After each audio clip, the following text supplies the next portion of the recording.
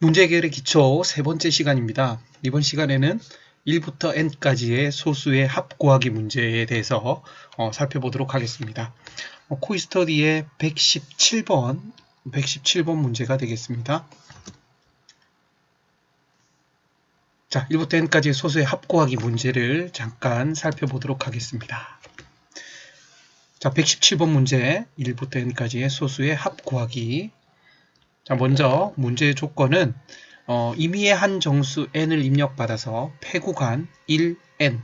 자, 패구간 1n이라는 의미는 1부터 n을 포함한 모든 자연수를 얘기합니다. 이 범위에서의 소수의 합을 출력하시오. 자, 여기서 이제 소수라는 말이 나오는데요. 소수는 1과 n, 자기 자신, 1과 자기 자신만을 약수로 가지는 수를 소수라고 합니다. 자, 이렇게 입력이 됐을 때 입력은 한 정수 n이 입력되고요. n의 범위는 1부터 0 초과니까 1부터 만까지입니다. 자, 1부터 만 사이의 소수들만의 합을 고르라는 얘기입니다. 예를 들어서 입력에 10이 들어온다면 1부터 10까지의 소수인 2, 3, 5, 7 이 네 수의 합인 17을 구해서 17이라고 출력하면 되는 그런 문제가 되겠습니다. 자, 이제 문제 분석을 해보겠습니다. 자, 이번 문제도 탐색 기반 설계로 작성을 해야 되므로 탐색을 할 수 있는 여러 가지 방법들에 대해서 구조를 먼저 선형 구조로 만들어 보겠습니다. 자, 먼저 앞 시간에서 설명했던 것과 같이 1, 2, 3 이렇게 해서 n까지를 하나의 상태로 표현을 해서 이 상태들을 순차적으로 이렇게 탐색하는 과정으로 진행을 하도록 하겠습니다. 자, 그런데 이제 현재 상태가 1이라는 사실을 알 수 있고요. 목표 상태가 n이라는 상태를 알 수 있습니다. 그러면 이제 1에서 다음 상태로 갈 때 2로 가고요. 이 다음 상태로 갈 때 해야 될 수행 조건, 수행해야 될 작업을 어떻게 하느냐가 이 문제를 해결하는 데 있어서 가장 핵심 포인트가 됩니다. 자, 그럼 수행해야 될 작업 중에 제일 중요한 거는 소수, 프라임 넘버라 그러죠. 프라임 넘버를 어떻게 판단하는가 하는 것이 가장 중요하고요. 이 프라임 넘버를 판단하는 방법은 약수가 1하고 자기 자신 n이라 그럴게요. 1하고 n 이렇게 두 개의 약수만 가지는 수를 우리는 프라임 넘버라 그러는데 이 수를 어떻게 판단할 것인가 하는 것도 사실은 매우 필요한 중요한 요소고요. 프로그래밍을 학습할 때 보통 우리가 최대 공약수를 구한다거나 소수를 구하는 것은 아주 중요한 그런 과정이 되겠습니다. 자, 그럼 프라임 넘버를 구하는 방법에 대해서 잠깐 한번 다시 계획을 한번 세워보도록 하겠습니다. 자, 어떤 자연수 i가 프라임 넘버인가를 조사하는 방법은 또 이렇게 작성할 수 있습니다. 1부터 i까지를 하나하나 다 조사해 보면서 1부터 i까지를 하나하나 나열해 놓고 조사해 보면서 약수를 다 구하면 됩니다. 자, 1과 i는 당연히 약수니까 얘네들은 제외를 하고요. 그럼 탐색의 구조를 2부터 3 이렇게 해서 i-1까지를 순차적으로 이렇게 모든 상태를 탐색을 해가면서 약수인 경우를 어떤 CNT라고 하는 변수의 약수의 개수를 카운트하겠습니다. 만약에 3이 약수다 그럼 여기다 1, 또 가다 어떤 임의의 자연수가 약수다 그럼 2 이런 식으로 카운트를 했을 때 이 값이 바로 약수의 개수가 되겠습니다. 사실 1과 i를 제외했으므로 여기 나오는 CNT 값은 실제 약수의 수 빼기 2가 되겠죠. 왜냐하면 1과 i는 모든 자연수의 약수이고 그 다음에 CNT가 구한 값은 1과 i를 제외한 나머지 약수의 개수가 되니까 이거 더하기 2가 되면 모든 자연수의 약수가 i의 약수의 개수가 됩니다. 자, 근데 여기서 중요한 것은 프라임 넘버는 1과 자기 자신만을 약수로 가진다 그랬으니까 이 CNT 값이 얼마가 돼야 되냐면 0이 되어야 됩니다. 0이 되어야지 얘가 소수가 되는 거죠. 그럼 여기서 중요한 사실 0이 되어야 된다라는 이 조건을 이용해서 만약에 약수가 하나라도 발견이 된다면 소수가 아니다라는 명제를 생각해 봐도 같은 결과라는 사실을 알 수 있습니다. 자, 그렇다면 우리가 탐색을 하다가 첫 번째 약수가 발견이 되었어요.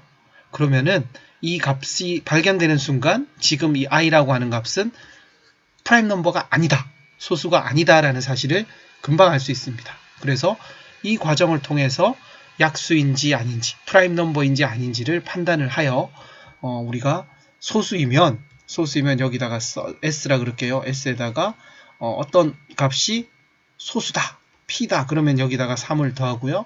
쭉쭉 가다가 또 어떤 k다, k가 프라임이다, 프라임 넘버다 그러면은 여기다가 또 k를 더해가는 이런 과정으로 코딩을 하면 될 것 같습니다. 자, 다시 한번 정리하겠습니다. 이번에 좀 문제가 앞의 문제보다 훨씬 복잡해졌어요. 자, 앞 문제하고 마찬가지로 1부터 n까지를 순차적으로 탐색을 합니다. 이렇게 탐색을 해가면서 탐색 구조를 선형으로 만들어서 탐색을 해가면서 현재 상태에서 다음 상태로 갈 때 수행해야 될 작업을 어떤 식으로 정하냐면 현재 탐색 중인 상태가 프라임 넘버인가, 즉 소수인가를 판단하는 과정을 거치겠습니다. 그런데 소수인지 아닌지 판단하는 과정도 우리가 얘기했다시피 이렇게 1부터 그 값 i까지를 탐색하면서 약수의 개수를 세는데 1과 자기 자신은 모든 자연수의 약수니까 이걸 제외하고 2부터 자신 마이너스 1까지를 탐색을 하면서 약수를 셉니다.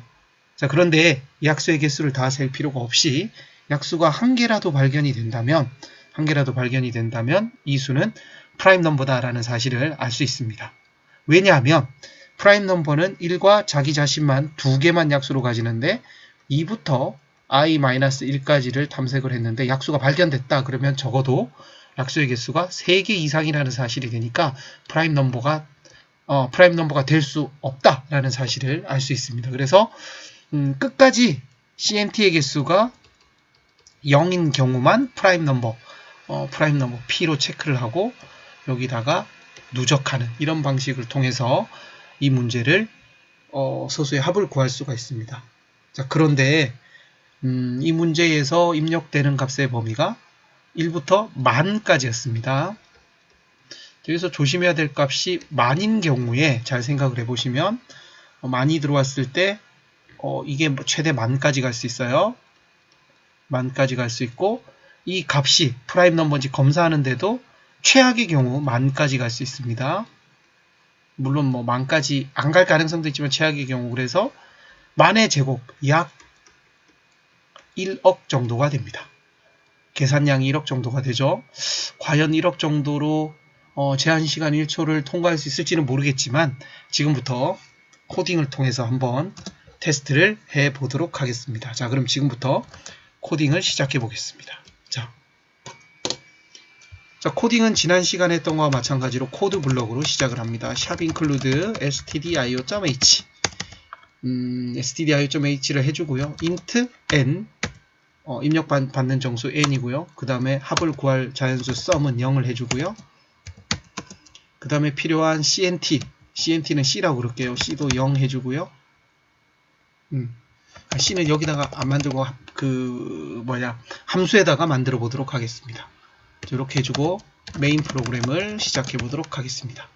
scanf %d n 이렇게 하고요. 그 다음에 이제 탐색을 하겠습니다. 여기서부터 for i는 1부터 2부터 해야죠. 1은 모든 수의 약수니까 1부터 할까요? 1부터 n까지 i 뿔 네, 이렇게 해서 이제 약수의 합이 아니라 탐색을 하면서 소수를 구해 보겠습니다. if 이제 함수를 하나 만들어 보겠습니다. 함수 fi면 fi는 i가 소수이면 참 아니면 거짓을 리턴할 것입니다. 이걸 true라면 fi가 true라면 s는 s 플러스 i 이런 식으로 s에다가 소수가 되는 이 i를 누적을 할 겁니다. 자, f라고 하는 함수는 제가 지금 만들 텐데요. 이 f라고 하는 함수는 자연수 i가 소수이면 true, 아니면 false를 리턴하는 그런 함수가 되겠습니다. 자, 다 구했으니까 s를 출력하고 프로그램을 마치면 되겠습니다. 자, 그럼 이제 불리언 함수인 f를 만들어 보겠습니다. 자, if x가 1이면 return true, false. 1이라고 하는 자연수는 소수가 아니라는 게 이미 알려져 있으니까요. 이렇게 false를 리턴하고요. 이제 for int i는 2부터 i는 x를 제외한 x까지 i 뿔뿔 이렇게 가겠습니다. 자, 이건 탐색을 아까 설명했다시피 이 x가 소수인지 검사를 하기 위해서 2부터 x-1까지를 탐색을 할 겁니다. 자, if x 나누기 i에 대한 나머지가 0이면 새로운 소수가 발견됐다는, 새로운 약수가 발견됐으니까 이 수는 1과 x를 제외한 약수가 존재한다는 얘기가 되죠. 그러니까 그렇게 되면 x는 소수가 아닙니다. return false 이렇게 하고요. 이 for를 다 돌고 무사히 나왔다면 약수가 없는 거죠. 그러면은 return true 이렇게 되겠습니다. 자, 이 f는 쉽게 얘기하면 이런 거예요. x가 소수인지 아닌지 판단하는 함수입니다. 네. 자, 그러면은 이 과정을 실행을 한번 해보도록 하겠습니다. 자, 실행을 했고요.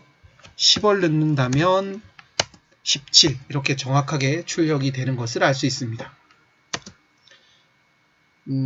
자, 여기서 한 번 더 테스트를 해보기 위해서 소수들이 맞는지 여기서 출력을 한번 이렇게 디버깅처럼 이렇게 트레이스를 해볼 수 있죠. 모든 소수들을 출력을 한번 해보겠습니다. 자, 10을 넣어보면 2, 3, 5, 7. 자, 이렇게 17 제대로 나오는 걸 알 수 있고요. 자, 얘는 다시 추석 처리를 하고요. 자, 만을 넣었을 때 제한된 시간 내에 나오는지도 한번 테스트를 해보겠습니다. 1, 10, 100, 1000만. 이렇게 바로 나오는 걸 알 수 있습니다. 자, 그런데 제법 큰 소수를 한번 넣어보겠습니다. 9997이 프라임 넘버인지 아닌지 잘 모르겠지만 한번 넣어보면 그래도 바로 나오네요. 자, 이 정도로 됐고요. 자, 이제 자, 코이 스터디를 통해서 테스팅을 해볼 텐데 여기에 관건은 혹시 실수한 점이 없는지 아니면 제한 시간 내에 답이 나오는지를 한번 테스트를 해보도록 하겠습니다. 자, 코이 스터디에 1부터 n까지 소수의 합구하기를 이렇게 한번 제출해 보도록 하겠습니다.